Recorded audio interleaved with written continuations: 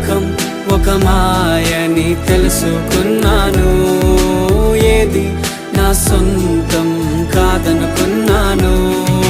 తప్పిపోయిన కుమారుని నేనైతే నా కొరకై నిరీక్షించే తండ్రి నా యేసు. తప్పిపోయిన కుమారుని నేనైతే నా కొరకై నిరీక్షించే తండ్రి నా యేసు.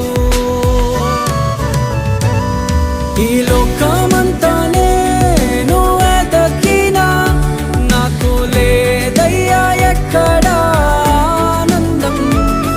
నీ సన్నిధిలో ఒక్క క్షణం